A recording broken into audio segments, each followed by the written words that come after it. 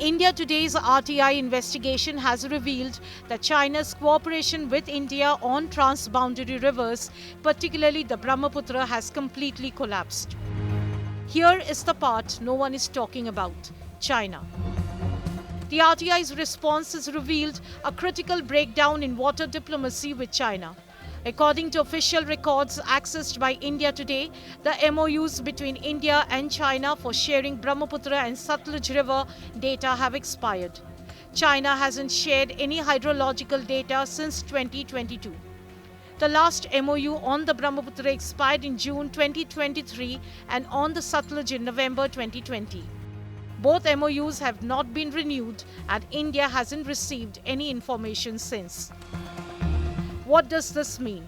It means India has lost real-time access to upstream water flow data at a time when China is rapidly building massive dams on the Brahmaputra in Tibet. This is alarming.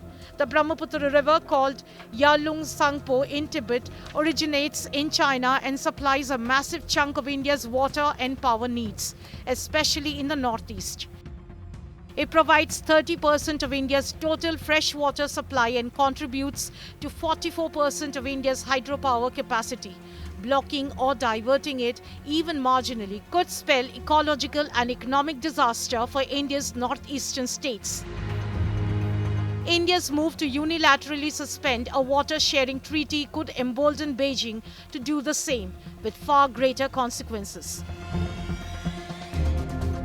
China is already building massive dams in Tibet. If China decides to block or divert the Brahmaputra, something it is capable of doing, it could cripple India's hydropower sector and water supply in states like Assam and Arunachal Pradesh. And Beijing could justify it by pointing to India's own move against Pakistan. India's gamble could push Pakistan even deeper into China's embrace. Already, China is financing and building some of Pakistan's biggest dam projects.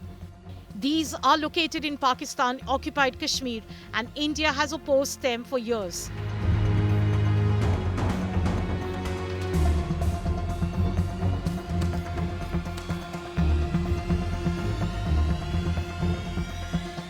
But now India's actions might just accelerate these projects and give China more leverage in the region.